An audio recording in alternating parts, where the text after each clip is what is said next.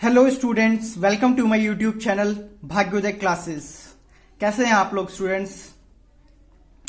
जैसे कि अब हम अपना सेकंड टॉपिक जो है वो आगे कंटिन्यू करते हैं, बॉडी फ्लूइड्स एंड सर्कुलेशन। इसका जो सेकंड पार्ट हमें कंटिन्यू करना था। स्टूडेंट, आप लोगों को कोई भी अगर डाउट होता है तो आप मुझे कमेंट में जरूर पूछिए, और मेरे वीडियोस कैसे लग रहे हैं आपको आप मुझे कमेंट में जरूर बताइए। ठीक है स्टूडेंट्स, बिना देरी किए हम लोग आगे बढ़ते हैं अपने टॉपिक पे, coagulation of blood. Blood coagulation का मतलब ब्लड कैसे जमता है। आपको एक बहुत छोटी सी अगर मैं बात बताऊं, जब भी हमारे को कोई इंजरी होती है, ठीक है, या कोई ट्रॉमा होता है, ठीक है, तो उसके बाद थोड़ी देर बाद हम देखते हैं कि हमारा ब्लड जो निकल रहा होता है, ठीक है, बहुत स्पीड से निकल रहा होता है। वो क्या करता है, धीरे धीरे करके कोगुलेट होना शुरू होता है, वो जमना शुरू हो जाता है, एक लेयर बनना स्टार्ट हो जाती है उसकी। तो वो कैसे बनती है, उसके अंदर कौन कौन से एंजाइम्स रेस्पॉन्सिबल होते हैं, वही हम लोगों को स्टूडेंट्स पढ़ना है। इसमें से क्या टॉपिक इंपॉर्टेंट वो मैं आपको मार्क करा देता हूं।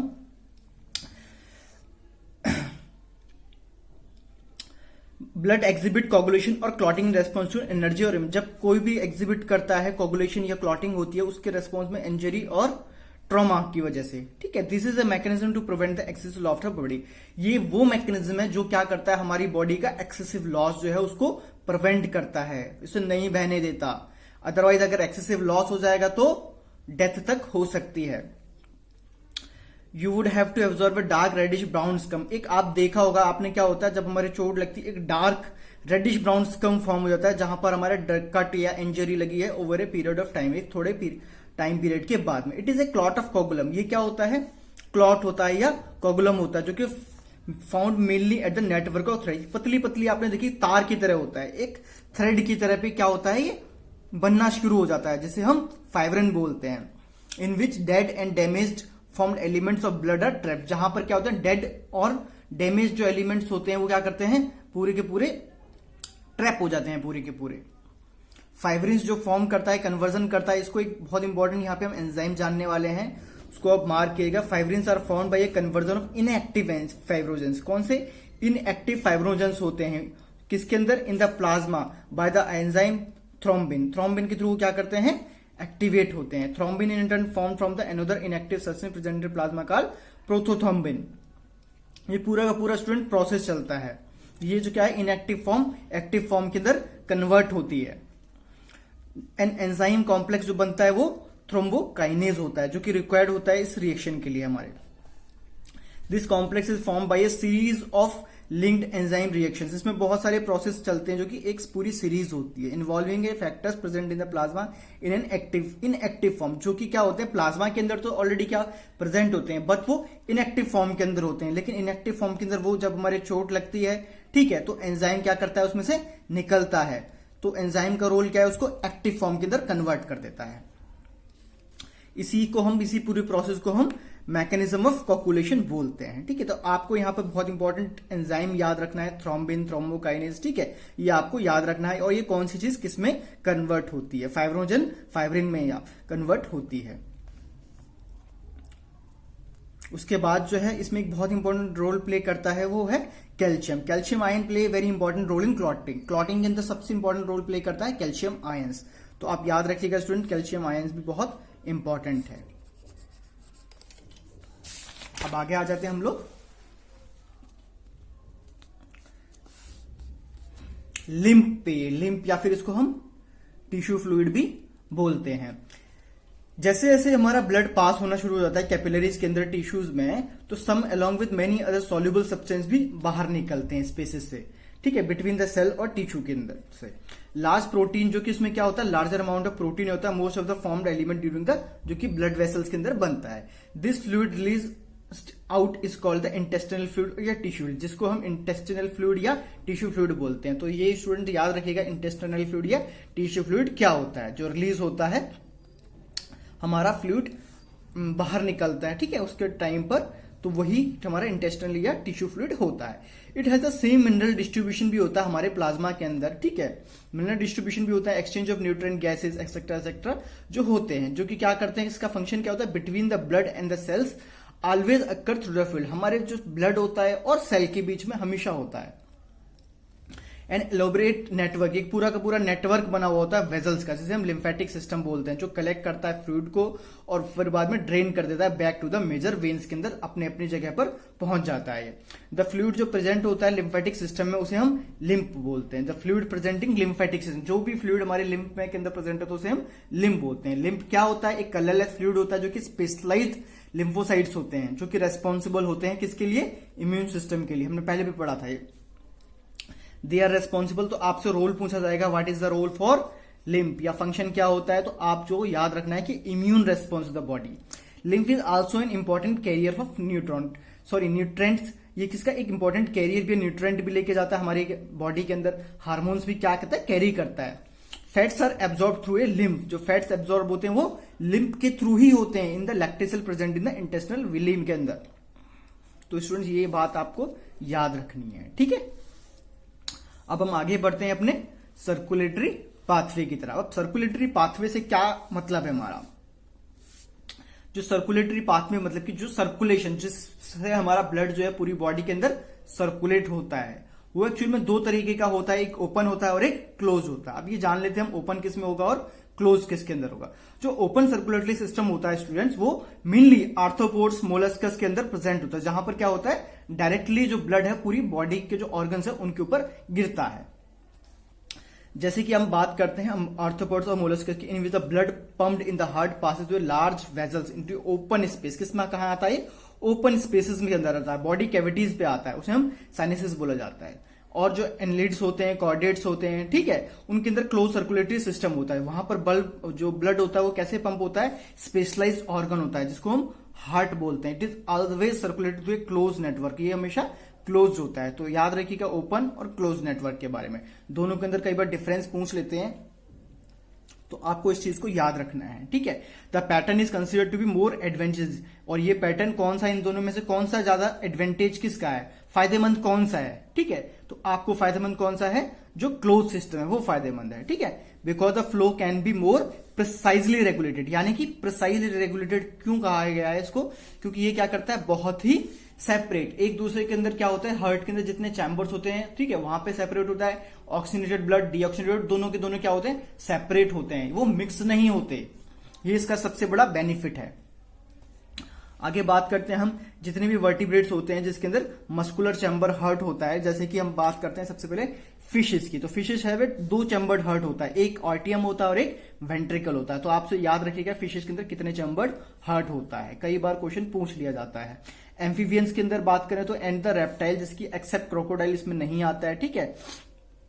बाकियों में 3 चैम्बर्ड हार्ट होता है। जो 3 चैम्बर्ड हार्ट होता है उसके अंदर 2 आर्टिया होते हैं और एक सिंगल वेंट्रिकल प्रेजेंट होता है। जबकि क्रोकोडाइल, बर्ड और मैमल्स होते हैं, इन सब के अंदर कितना होता है स्टूडेंट? 4 चैम्बर्ड हार्ट होता है। तो क्रोकोडाइल इज एन एक्सेप्शन, ठीक है। तो आपको बात यहां पे याद रखनी है, इन सब के अंदर क्या होता है? 4 चैम्बर्ड हार्ट होता है, जिसमें 2 आर्टिया प्रेजेंट होते हैं और 2 वेंट्रिकल्स प्रेजेंट होते हैं। जो फिशेज होती हैं स्टूडेंट, उनके अंदर क्या होता है? जो हार्ट, जो फिजिक्स का हार्ट होता है, वहां पे जो पंप होता है deoxygenated blood which is oxygenated by the, किससे होता है? एक स्पेशल ऑर्गन होता है वहां पे, गिल्स के थ्रू होता है, टू द सप्लाइड, वहीं से पूरी बॉडी के अंदर सप्लाइड हो जाता है। वेयर जो डीऑक्सीजनेटेड ब्लड होता है वो रिटर्न होके हार्ट के अंदर आया था, उसको हम क्या बोलते हैं? सिंगल सर्कुलेशन होता है। वहां पे सिर्फ एक ही जो गिल्स हैं वो काम कर रहे हैं, ठीक है, उसको हम बोलेंगे सिंगल सर्कुलेशन। जब आप बात करते हैं हम एम्फीबियंस की, तो एम्फीबियंस के अंदर जो रेप्टाइल्स हैं, लेफ्ट आर्टियम क्या करता है हमारा? रिसीव करता है ऑक्सीजनेटेड ब्लड। ध्यान रखिएगा, लेफ्ट आर्टियम रिसीव करता है ऑक्सीजनेटेड ब्लड फ्रॉम कहां से? चाहे वो गिल्स हो, लंग्स हो, स्किन हो, ठीक है, कहीं से भी।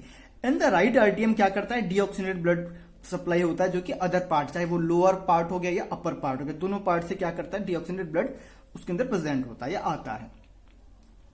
However, they get mixed up with single vertical. अब सिंगल वर्टिकल वेंट्रिकल में क्या होता है? ये मिक्स हो जाते हैं, विच पंप आउट मिक्स ब्लड, जो क्या करता है? मिक्स ब्लड को पंप आउट करता है। इनकम्प्लीट डबल सर्कुलेशन होता है। अब यहाँ पे एक बहुत इंपॉर्टेंट क्वेश्चन आ सकता है स्टूडेंट, इनकम्प्लीट डबल सर्कुलेशन के बारे में, ठीक है। तो आपको यहां पर ये याद रखना है, यहां पर क्या होता है? क्योंकि मिक्स हो जाता है ब्लड, ठीक है, तो यहां पे क्या होता है? इनकम्प्लीट डबल सर्कुलेशन होता है एम्फीबियंस रेप्टाइल के अंदर, ठीक है। अब बर्ड्स और मैमल्स की बात करते हैं, वहां पे ऑक्सीजनेटेड और डीऑक्सीजनेटेड ब्लड होता है, वो रिसीव करता है लेफ्ट और राइट आर्टिया से, ठीक है। वो respectively pass on the ventricles के, तो पास हो जाता है, ठीक है, सेम साइड से। द वेंट्रिकल्स पंप करते हैं इसे विदाउट एनी मिक्सिंग, बिना मिक्सिंग के, ध्यान रखना बिना मिक्सिंग के। टू सेपरेट सर्कुलेटरी पाथवे, अलग अलग पाथवे होता है इनका, वहां पे प्रेजेंट होते हैं ये। And these animals have double, इसीलिए इनको क्या बोला जाता है, डबल सर्कुलेशन बोला जाता है। तो स्टूडेंट्स आप लोगों को ये चीज क्लियर हो गई, किसको डबल सर्कुलेशन क्यों बोला जाता है और किसको सिंगल सर्कुलेशन बोला जाता है, ठीक है। क्योंकि यहाँ पे इंटरमिक्सिंग नहीं हो रही है, दोनों ब्लड क्या नहीं हो रहे हैं, मिक्स नहीं हो रहे हैं, इसलिए क्या है यहाँ पे डबल सर्कुलेशन प्रेजेंट होता है हमारे ह्यूमन बॉडी के अंदर। अगर हम बात करें तो उस क्या है, डबल सर्कुलेशन है यहाँ पे, ठीक है। Let us study the human circulatory system. अब हम ह्यूमन सर्कुलेटरी सिस्टम पढ़ते हैं। ह्यूमन सर्कुलेटरी सिस्टम के अंदर क्या क्या आता है, ठीक है। Human circulatory system also called the blood vascular system, इसको हम क्या बोलते हैं, ब्लड वस्कुलर सिस्टम भी बोलते हैं, क्योंकि इसके अंदर क्या होता है, एक मस्कुलर चैम्बर्ड हार्ट होता है। हमेशा स्टूडेंट ये बात याद रखने की है, जो हमारा हार्ट होता है वो मस्कुलर चैम्बर्ड होता है, ठीक है। एक नेटवर्क होता है जो कि close branching of blood vessels का होता है, और blood and fluid which is circulate, जो कि इसमें क्या होता है, पूरी की पूरी ब्रांच होती है ब्लड वेसल्स की, ब्लड जो है वो सर्कुलेट होता है पूरी बॉडी के अंदर। जैसे सबसे पहले स्टार्ट होता है, हम हार्ट से स्टार्ट करते हैं, ठीक है। हार्ट क्या है, एक मीसोडर्मल ओरिजिन है, इसको याद रखिएगा, हार्ट कहां से जो है फॉर्म हुआ है। तो कई बार क्वेश्चन स्टूडेंट यहां से आ जाता है कि हार्ट क्या है, हार्ट ओरिजिन क्या है, ठीक है। हार्ट का ओरिजिन क्या, तो क्या है, मीसोडर्मल ओरिजिन है, derived organ. It is situated in the, कहां पर से सिचुएटेड होता है ये, थोरेसिक कैविटी। हार्ट की जो पर्टिकुलर एरिया है उसको हम थोरेसिक कैविटी बोलते हैं, जो कि हमारे दोनों लंग्स के बीच में, और स्लाइटली टिल्टेड जो है इसकी पोजीशन कैसी है, स्लाइटली टिल्टेड है, थोड़ा सा लेफ्ट की तरफ। तो it has a size of cleansed first, ठीक है, इसको बोला जाता है, इसका जो ये पोजीशन है उसको बोला जाता है, जो साइज को। इट इज प्रोटेक्टेड किससे, एक इस पे डबल वॉल लेयर होती है हमारे हार्ट पर, ठीक है, जो कि पेरिकार्डियम जिसको हम बोला जाता है, ठीक है, जो कि इंक्लोज किससे होती है, पेरिकार्डियल फ्लूइड। हार्ट के अंदर क्या होता है, पेरिकार्डियल फ्लूइड होता है, तो उसका अपना रोल है जो कि प्रोटेक्शन से उसको बचाता है, ठीक है। आउटर इंजरी हो गया, ठीक है, किसी तरीके की कोई अगर इंजरी होती है, ठीक है, तो उसको क्या करता है, हेल्प करता है, प्रोटेक्शन प्रोवाइड कराता है, एक इंसुलेशन देता है पूरा का पूरा ये फ्लूइड जो है। अवर हार्ट हैज 4 चैम्बर, हमारे हार्ट में कितने, 4 चैम्बर्स होते हैं, जो 2 रिलेटिवली अपर साइड में प्रेजेंट होते हैं, जैसे कि आर्टिया हो गया, ठीक है, एंड 2 लार्जर लोअर चैम्बर्स जो कि वेंट्रिकल्स हैं। एक थिन मस्कुलर वॉल होती है जिसे हम इंटर आर्टियल सेप्टम बोलते हैं, जो कि सेपरेट करती है राइट और लेफ्ट आर्टिया को। Where is a thick walled interventricular septum होता है, ठीक है, जो सेपरेट करता है लेफ्ट और राइट वेंट्रिकल को, दोनों को सेपरेट करता है एक दूसरे से, ठीक है। इससे क्या होता है, दोनों का ब्लड एक दूसरे में मिक्स नहीं हो सकता। द आर्टियम and the ventricle of the same side are also separated by a thick fibrous tissue, ये दोनों किससे सेपरेट होती हैं, एक थिक फाइब्रस टिश्यू से सेपरेट होती है, जो कि आर्टियो वेंट्रिकुलर सेप्टम बोलते हैं हम लोग को। और how each of the septa provided an opening, ये क्या करता है, एक ओपनिंग होती है दोनों की, through which the 2 chambers of the same side, जो कि दोनों की दोनों चैम्बर्स हैं वो कनेक्टेड होते हैं। The opening between the right आर्टियम and the left आर्टियम किससे गार्डेड होता है। अब यहाँ पे थोड़ा सा बात याद रखने वाली है स्टूडेंट, इसके ऊपर क्वेश्चन बनता है, क्योंकि जो ओपनिंग होती है राइट आर्टियम की और राइट वेंट्रिकल की, वो किससे गार्डेड होती है, by a wall form with 3 muscular flaps होते हैं, या कप्स भी बोला जाता है, कस्प बोला जाता है, वो क्या है, ट्राइकस्पिड वॉल्व। तो याद रखिएगा ट्राइकस्पिड वॉल्व कहां पर होता है स्टूडेंट, ओपनिंग जहां पर होती है राइट आर्टियम और राइट वेंट्रिकल की, उसको prevent. Where is a bicuspid, जो या फिर उसे मिट्रल वॉल्व भी बोलते हैं, उसकी ओपनिंग प्रेजेंट होती है लेफ्ट आर्टियम और राइट वेंट्रिकल के पास में।